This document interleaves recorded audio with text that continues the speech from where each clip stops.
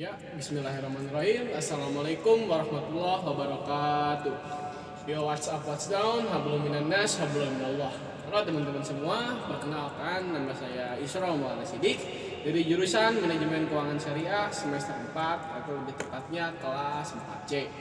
Jadi hari ini karena saya sedang gabut ya, karena nggak ada kelas juga, saya mau bikin podcast ya. Jadi saya ini mau nanya orang random yang lewat. Saya mau menanya perihal tentang akad yang ada di perbankan syariah, yaitu akad mudharabah. Jadi sekarang saya mau memilih orang random dulu ya teman-teman. Kang, bisa kasih sebentar Kang? Sehat kan? Alhamdulillah, gimana Kang? Ini teh tiba-tiba aja dipanggil. Betul namanya siapa? Oke, baik. Gini guys, perkenalan dulu. Nama saya Muhammad Fadila Adita Firmansyah. Saya jurusan Manajemen Keuangan Syariah kelas 4C gitu.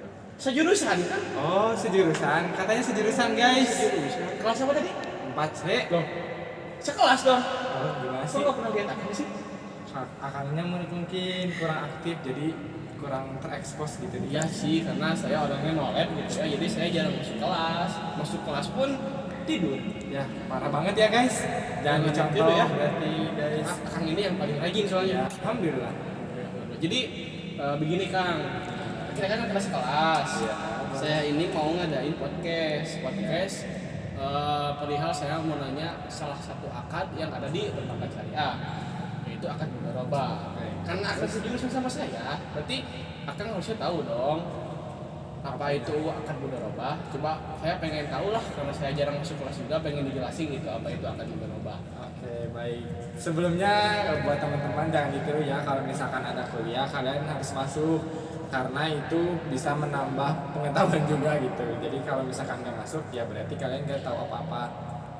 Oke, karena tadi Akang Isro minta saya untuk menjelaskan tentang akad mudharabah, mungkin dari teman-teman sendiri udah ada yang tahu nih akad mudharabah itu seperti apa, karena apalagi mahasiswa yang berkuliah di Universitas Islam gitu.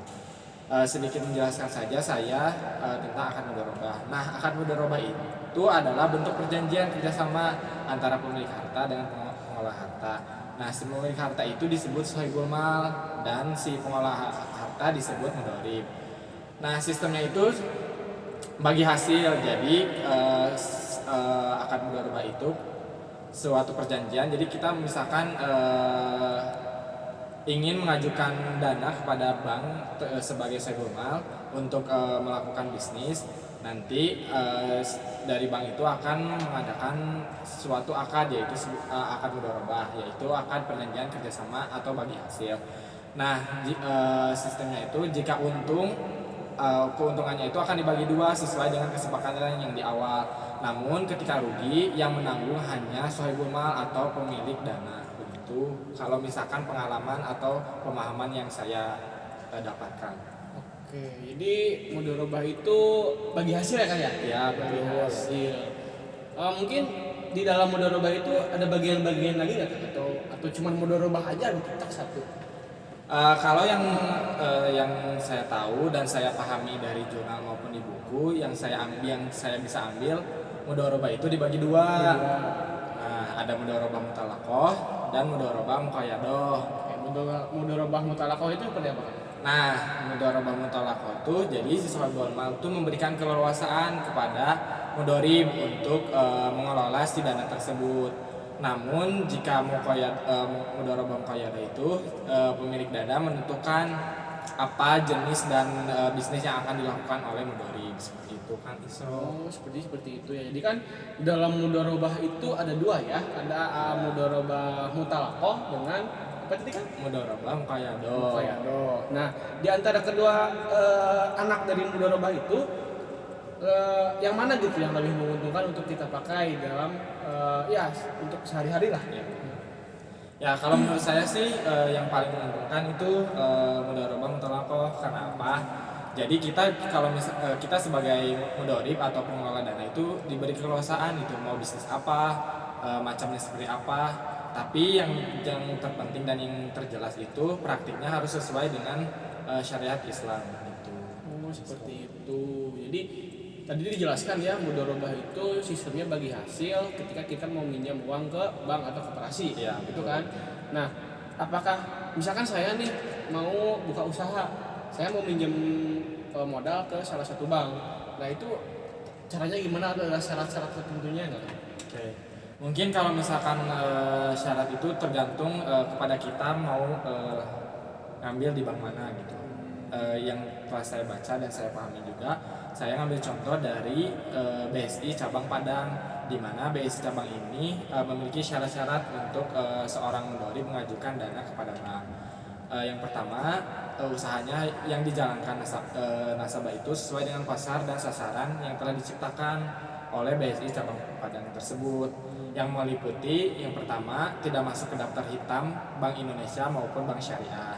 Yang kedua, merupakan jenis usaha yang tidak dilarang dan dihindari untuk dibiayai. Dan yang kedua, usaha nasabah tidak termasuk dalam jenis usaha pemberian pembiayaan yang perlu dihindari yang bersifat spekulatif atau mempunyai risiko tinggi. Yang terakhir, tidak melewati batas maksimum pembiayaan. Nah, mungkin syarat-syarat yang diajukan BSI cabang Padang terhadap calon nasabah itu seperti itu. Namun untuk bank-bank yang lain mungkin memiliki kriteria atau syarat tertentu. Jadi di setiap bank itu memiliki syarat dan ketentuan tertentu.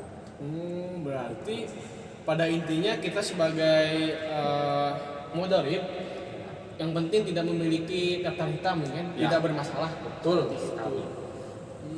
Jadi mudharibah seperti itu, saya baru tahu kan. Ya makanya ya guys harus masuk kuliah biar ada pengetahuan. Maaf guys, jangan ditiru guys.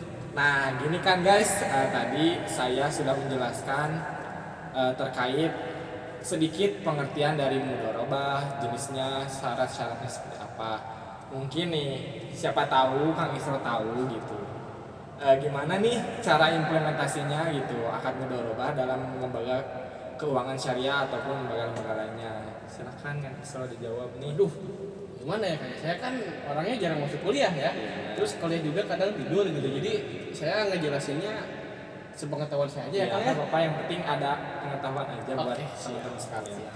Jadi begini ya teman-teman, implementasi akad mudharabah yang saya tahu itu, mungkin saya ambil contoh dari salah satu koperasi aja ya, itu dalam koperasi simpan pinjam pembiayaan BMT Binama Semarang.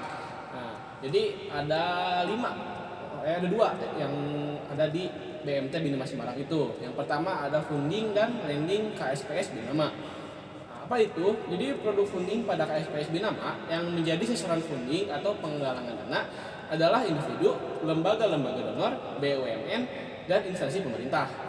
Nah, jadi sedangkan produk-produk fund funding itu ada banyak, ada 5 ya.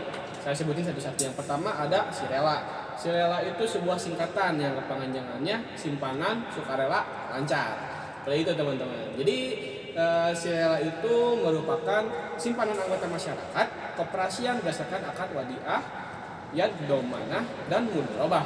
Nah, atas izin penitip dana yang disimpan pada rekening Sirela dapat dimanfaatkan oleh Binama. Itu kan, itu yang pertama. Boleh. Lanjut. Yang kedua ada tasyakur. Tasyakur itu sebuah singkatan juga yang kepanjangannya tabungan persiapan kurban. Teman-teman tahu kurban kan? Tahu. Ya, kurban itu menyembelih hewan, tapi bukan ayam ya.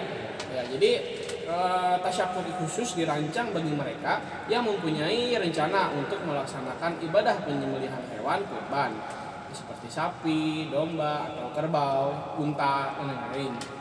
Penyetorannya dapat dilakukan sewaktu-waktu, sedangkan penarikan atau pencairan dana hanya dapat dilakukan pada bulan Zulhijjah atau bulan saat kurban itu ya. Nah itu yang kedua. Sekarang yang ketiga kan ada 5. Sekarang yang ketiga kan. Yang kelima itu namanya Shizuka.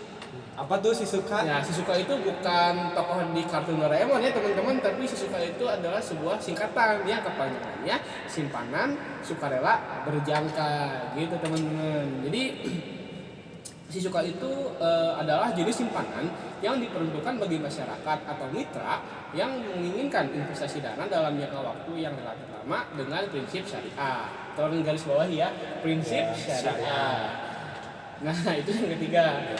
Yang keempat ada tarbiyah. Nah Tarbiyah itu juga bukan salah satu fakultas yang ada di UIN Sunan Gunung Jati Bandung teman-teman, tapi tarbiyah juga sebuah singkatan gitu yang kepanjangannya tabungan arisan berhadiah gitu kan. Teman-teman tahu arisan kan? Tahu kali ya, arisan itu ya kayak ibu-ibu biasa, tapi bukan arisan berondong ya.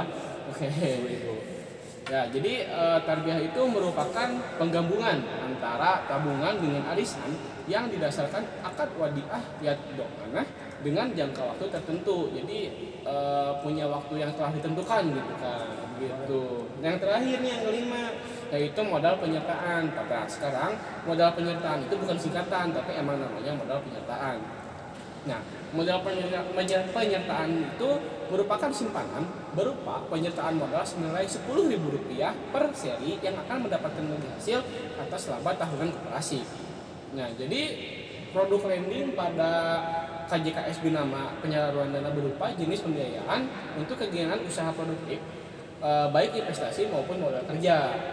Begitu Kang, itu yang pertama ya, kan ada dua, ini yang terakhir. Yang kedua itu ada namanya bidang garap. Apa tuh guys bidang garap? Bidang garap itu bukan singkatan juga ya teman-teman, soalnya tadi dari awal ada banyak singkatan ya. Jadi bidang garap KSPS BMT Binama Semarang merupakan sebuah pengembangan usaha kecil dengan mengacu pada proses pengembangan ekonomi kerakyatan.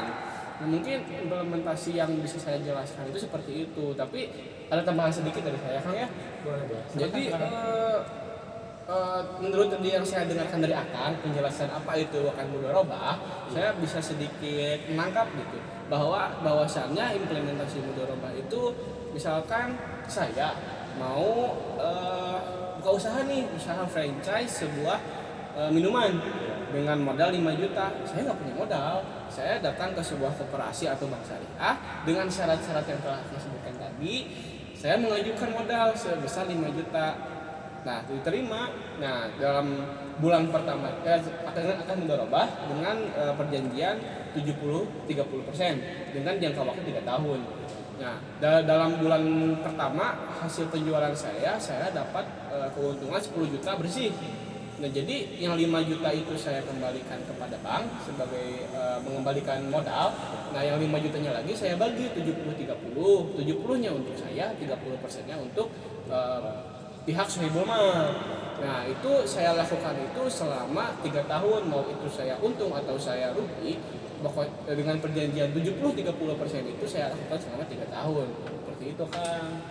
Nah gitu guys, alhamdulillah nih Kang Isro ada sedikit tanggapan gitu atau tanggapan tentang akad mudharabah tersebut.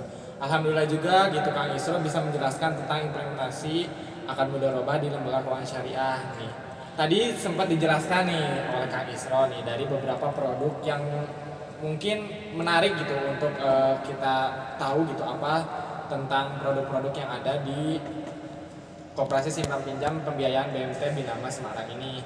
Nah tadi tuh di beberapa produk ada yang dijelaskan ada akad wadiah dan akad mudharabah. Nah menurut Kang Isro nih akad wadiah dan mudharabah itu beda atau sama? Karena tadi itu dijelaskan ada gitu dari beberapa produk ada yang memakai akad wadiah dan akad mudharabah. Oke, pertanyaannya bikin saya pusing ya. Iya. Oke, gini ya teman-teman, saya sedikit jelasin gitu. Jadi dalam produk itu ada dua akad, ada akad wadiah sama akad mudharabah. Nah, akad wadiah sama akad mudharabah itu beda ya teman-teman. Mungkin teman-teman lebih tahu lah, lebih paham gitu apa artinya akad wadiah yang saya nggak tahu ya artinya apa, dan akad mudharabah yang artinya bagi hasil. Betul. Jadi di dalam satu produk itu bisa gitu dua akad lebih, jadi ada akad wadiah dan akad mudharabah digabungkan. Seperti itu Kang, soalnya saya nggak tahu itu arti akad wadiah, maaf ya teman-teman, mungkin teman-teman lebih tahu lah karena saya jarang masuk kelas ya gitu teman-teman. Ya mungkin gitu ya teman-teman, kalau misalkan ada yang bingung gitu mengenai akad wadiah dan mudharabah gitu. Yang jelas kedua akad itu berbeda, namun kalian bisa dilihat ataupun bisa baca-baca gitu mengenai materi tentang akad wadiah dan akad mudharabah. Nah mungkin pemaparan dari kita berdua cukup sekian mungkin. Terima kasih, mungkin semoga yang kita sampaikan meskipun sedikit bermanfaat bagi kalian. Mungkin gitu Kak Isro. Oh iya. Terima kasih Kang ya. Iya, Tapi sama-sama. sebelum saya sudahi podcast kita berdua ini ya, Iya. ngomongnya kita sekelas nih. Iya. Saya orangnya jarang masuk kelas, kalaupun masuk kelas juga suka tidur. Gitu kan Akang yang paling rajin nih di kelas. Masya Allah. Pengen dong tips atau motivasinya biar saya rajin masuk kelas gitu, rajin belajar lah, biar gak gini-gini terus gitu. Gimana Kang? Oke, gini buat teman-teman sekalian tips juga, buat Kang Isro juga, buat teman-teman sekalian juga.